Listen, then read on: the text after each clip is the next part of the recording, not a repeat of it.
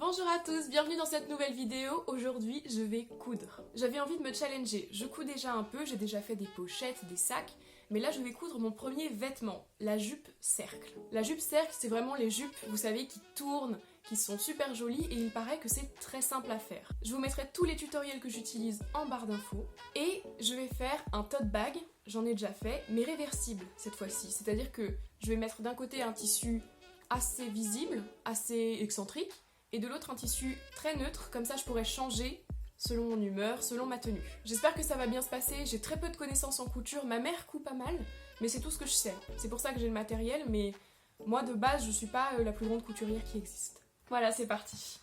Alors tous les tutos sur comment faire la jupe, comment prendre ses mesures, ce sera en description. Tout d'abord, j'ai plié mon tissu en 4 et j'ai tracé 2 lignes que vous n'allez pas voir, mais juste après je découpe, donc c'est beaucoup plus visible. Et voilà à quoi ressemble le tissu sur l'endroit. On déplie le tissu plié en 4 et voilà pourquoi on appelle ça une jupe cercle. Donc j'ai pris un gros élastique et je vais faire un point droit pour l'attacher à la taille de ma taille. Est-ce que c'est compréhensible? Et ensuite, comme c'est indiqué dans le tuto qui est en description de cette vidéo, je vais épingler ma ceinture à ma taille dans l'autre sens et je vais coudre tout autour. Une fois que c'est fait, je couds un ourlet. Ensuite, je fais le sac réversible.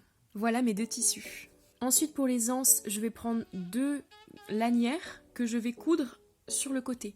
Comme vous pouvez voir, j'ai épinglé tout le long et je vais coudre sur cette ligne déjà tracée. Donc comme vous pouvez voir, ma couture est relativement propre. Le problème, c'est que je vais devoir maintenant retourner cette anse. C'est particulièrement long, ça fait 20 minutes que j'y suis, j'y arrive toujours pas. Bon, une fois que j'ai bien galéré à faire mes 2 anses, je m'attaque au montage du sac. Je vais prendre mon premier coupon de tissu et je vais coudre les 2 côtés.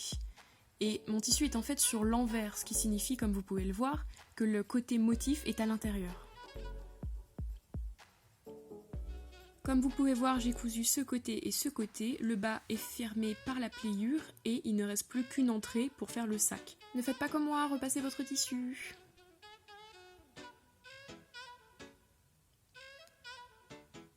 J'ai fait la même chose avec mon coupon de tissu neutre et maintenant j'ai tous les éléments pour assembler mon sac.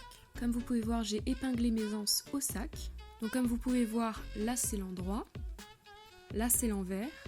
Et je vais prendre mon deuxième coupon de tissu qui lui est encore à l'envers pour enfiler ce sac-là dans ce sac-là. Donc je ne sais pas si c'est compréhensible, mais ici on a l'envers et ici on a l'envers, ce qui fait que le tissu à l'intérieur est endroit contre endroit. Donc maintenant je vais coudre tout le tour, et même le haut, mais pas comme ça, mais plutôt comme ça. Et je vais laisser un espace assez conséquent pour pouvoir retourner mon sac de l'intérieur. Donc là, comme vous pouvez voir, j'ai pas encore coupé mes petits fils, je suis désolée. Mes coutures sont pas très nettes, mais bon, c'est pas très grave, ce sera à l'intérieur. Bon, j'étais en train de galérer parce que le trou que j'ai laissé est clairement trop petit, et puis je me suis rendu compte que je m'étais giga fail. Parce que, en fait, quand ce sera retourné, ça ressemblera un peu à ça, en gros. Vous voyez? Là, il y aura pas de couture apparente. Sauf que du coup, ça, là, ça se retrouvera à l'intérieur. Donc, je n'aurai pas de danse pour mon sac.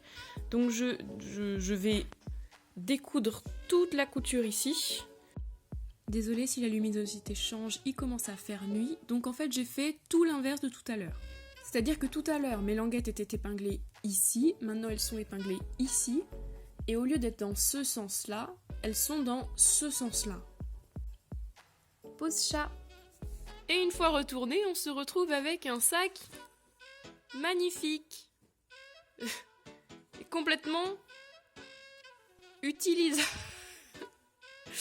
Ah non! Je sais pas ce que j'ai raté, donc je vais le retourner, le découdre et relire le tuto parce que je ne comprends pas. Bon. Je ne comprenais pas ce que j'avais raté en suivant le tuto, donc j'ai regardé le tuto vidéo, parce qu'il y avait aussi une vidéo, et en fait j'ai compris que quand elle disait piquer tout le tour, pour moi tout le tour c'était ça, enfin tout le tour quoi, sauf qu'en fait non, elle voulait dire piquer tout le tour, genre juste ça, juste l'ouverture quoi. Et voilà où j'en suis après toutes ces péripéties, je le trouve trop mimi, il me reste plus qu'à fermer ça et à faire une couture, et je vous retrouve après. Voilà le côté avec le motif. Et voilà le côté plus classique avec la petite doublure.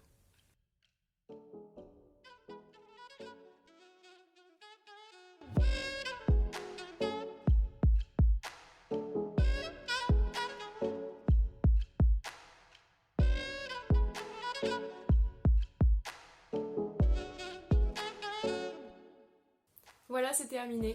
J'ai hâte de savoir ce que vous en pensez. Moi, je crois que la jupe est très simple à faire. Le souci, en fait, c'est juste les mesures. Prendre ces mesures, adapter un tissu raide à un corps humain, je trouve ça compliqué. Je regrette juste de ne pas avoir eu un élastique noir pour la taille, parce que je mets plus de vêtements noirs.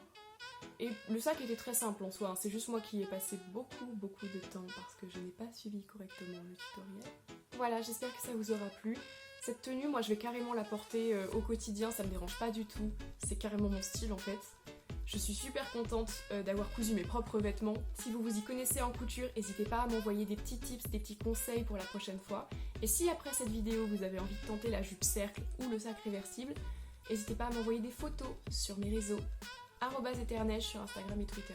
Pensez bien à vous abonner si ce n'est pas encore fait, à laisser un like si la vidéo vous a plu, à commenter, partager, c'est du soutien et ça me fait toujours très plaisir. Et d'ici la prochaine vidéo, salut!